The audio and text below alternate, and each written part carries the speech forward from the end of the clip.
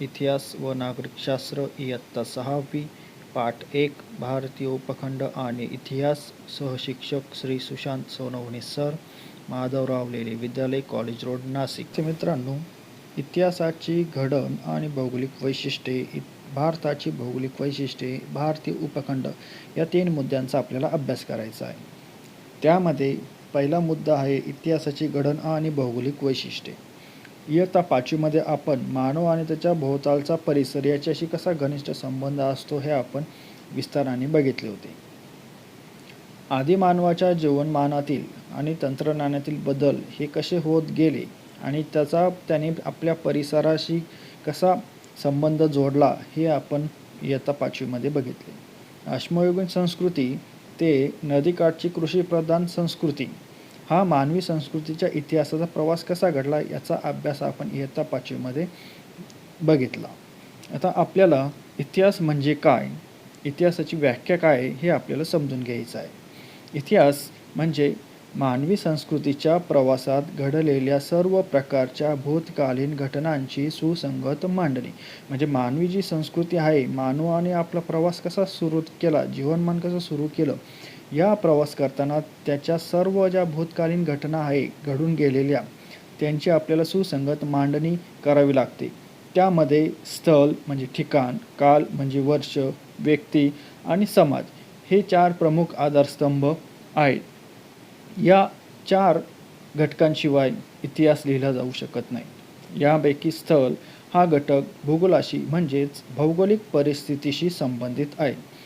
इतिहास आणि भूगोल यांचे नाते अतूट आहे.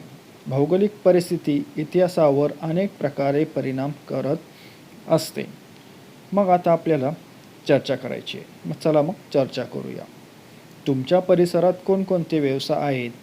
तुमच्या परिसरात तुम्ही आजूबाजूला बघता की दुकानं आहेत, मग त्या दुकानामध्ये कोणते व्यवसाय आहेत, कारखाने आहेत, या सगळ्यांची यादी तुम्ही तुमच्या वहीमध्ये लिहू शकता. तुमच्या परिसरातील कोणकोणती पिके घेतली जातात, मग तुम्ही आजूबाजूला बघू शकतात की तुमच्या आजूबाजूला कोणती पिके घेतली जातात. शेती असेल, शेतीमध्ये कोणती पिके घेतली आहे त्यांची यादी तुम्ही आपल्या वहीमध्ये लिहू शकता. आता आहार, वेशभूषा, घर बांधणी, व्यवसाय या ज्या गोष्टी आहेत त्या गोष्टी आपण राहतो त्या परिसराच्या भौगोलिक वैशिष्ट्यांवर अवलंबून असतात. चित्रामध्ये तुम्हाला विविध वेशभूषा दिसत आहे. प्रत्येक राज्यामधील वेशभूषा ही वेगवेगळी असते हे तुम्हाला माहीत आहे. आता चित्रामध्ये तुम्हाला घरांचे प्रकार दिसत आहे. कोकण भागामधील घर, डोंगराळ किंवा वाळवंटी प्रदेशातील घर आणि तिसरं चित्र आहे ग्रामीण भागातील घर. उदाहरणार्थ, डोंगराळ प्रदेशात राहणाऱ्या लोकांचे जीवन मैदानी प्रदेशात राहणाऱ्या लोकांपेक्षा अधिक कष्टाचे असते. डोंगराळ प्रदेशात सुपीक शेतजमिनीची उपलब्धता अगदी कमी प्रमाणात, तर मैदानी प्रदेशात सुपीक शेतजमीन मोठ्या प्रमाणावर उपलब्ध असते. त्यामुळे डोंगराळ प्रदेशातील लोकांना तृणधान्य आणि भाज्या कमी प्रमाणावर उपलब्ध असतात, तर तुलनेने मैदानी प्रदेशातील लोकांना या गोष्टी पुरेशा प्रमाणात मिळतात. त्याचा परिणाम खाण्यापिण्यावर झालेला दिसतो. डोंगराळ प्रदेशात राहणाऱ्या लोकांना अन्नासाठी शिकारीवर आणि जंगलातून गोळा केलेल्या पदार्थांवर अधिक अवलंबून राहावे लागते.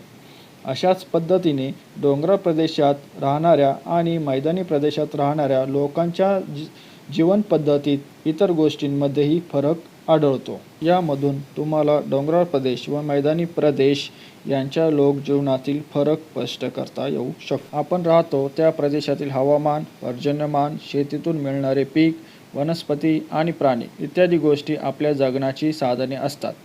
त्यांच्या आधारानेच त्या प्रदेशातील जीवनपद्धती आणि संस्कृती विकसित होत असते. जगण्याच्या साधनांची मुबलकता ज्या ठिकाणी जास्त असेल त्या ठिकाणी मानवी समाज दीर्घकाळ वस्ती करून राहतो. कालांतराने या वस्त्यांचे ग्रामवसाहतीमध्ये आणि नंतर मोठ्या नगरांमध्ये रूपांतर होत असते. पर्यावरणाचा ऱ्हास, दुष्काळ, आक्रमणे किंवा इतर कारणांमुळे जगण्याच्या साधनांची कमतरता भासू लागते. त्यामुळे त्या ठिकाणी राहणाऱ्या लोकांना आपलं गाव सोडून जाणं भाग पडते. ग्रामवसाहती, नगरे उजाड होतात. अशा अनेक घडामोडी इतिहासात घडलेल्या दिसतात. त्यावरून इतिहास आणि भूगोल यांचे नाते अतूट असते हे यावरून स्पष्ट होते. दुसरा मुद्दा आहे भारताची भौगोलिक वैशिष्ट्ये. आपला भारत देश विस्ताराने खूप मोठा आहे. त्याच्या उत्तरेला हिमालय, पूर्वेला बंगालचा उपसागर, पश्चिमेला अरबी समुद्र आणि दक्षिणेला हिंदी महासागर आहे. भारताची अंदमान, निकोबार आणि लक्षद्वीप ही बेटे वगळता उरलेला प्रदेश भौगोलिकदृष्ट्या सलग आहे. प्राचीन भारताचा इतिहास शिकत असताना आपल्याला हा भूप्रदेश लक्षात घ्यावा लागतो. त्याचाच उल्लेख आपण प्राचीन भारत असा करणार आहोत. आजचे पाकिस्तान आणि बांगलादेश इसवी सन 1947 पूर्वी भारताचा भाग होते. भारतीय इतिहासाच्या जडणघडणीचा विचार केला असता खालील 6 भूप्रदेश महत्त्वाचे ठरतात. आता या 6 भूप्रदेशांचा आपल्याला सविस्तर अभ्यास करायचा आहे. ते कोणकोणते आहेत ते बघूया.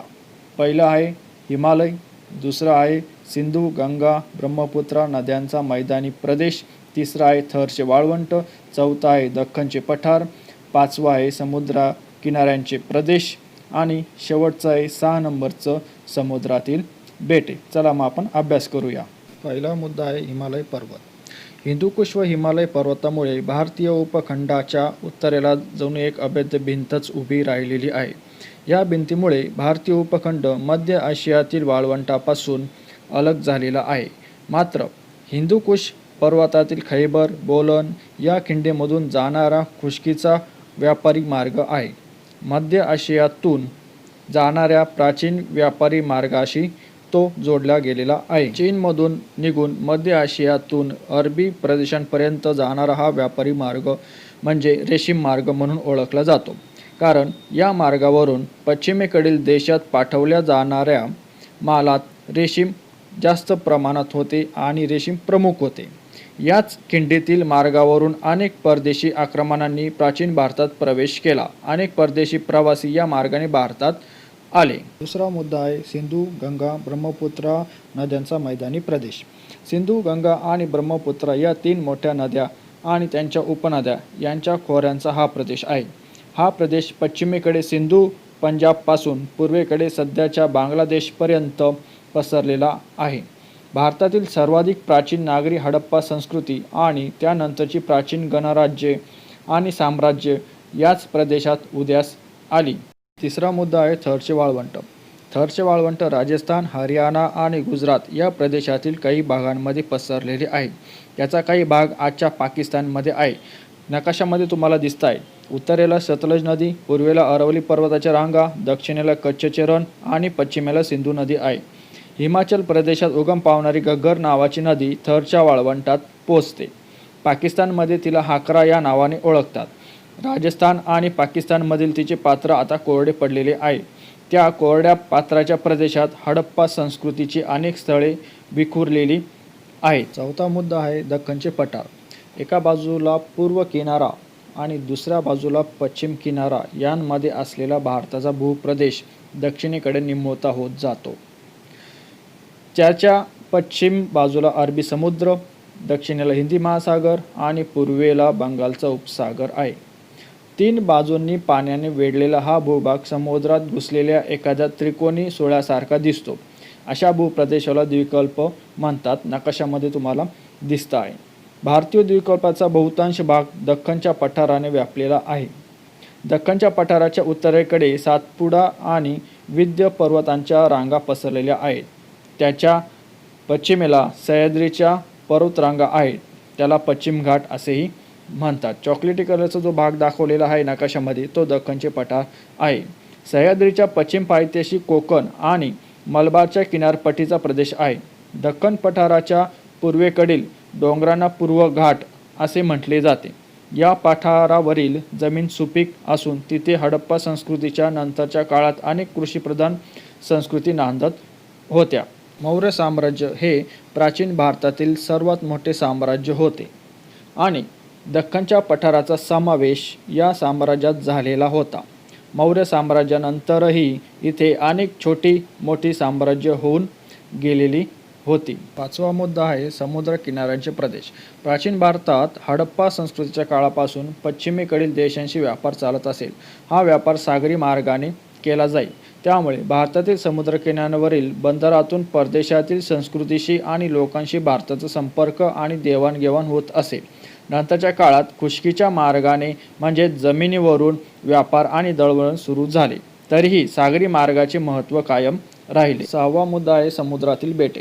अंदमान आणि निकोबार ही बंगालच्या उपसागरातील भारतीय बेटे आहेत. तसेच लक्षद्वीप हा भारतीय बेटांचा समूह अरबी समुद्रात आहे. प्राचीन काळाच्या समुद्री व्यापारात या बेटांचे स्थान महत्त्वाचे असावे.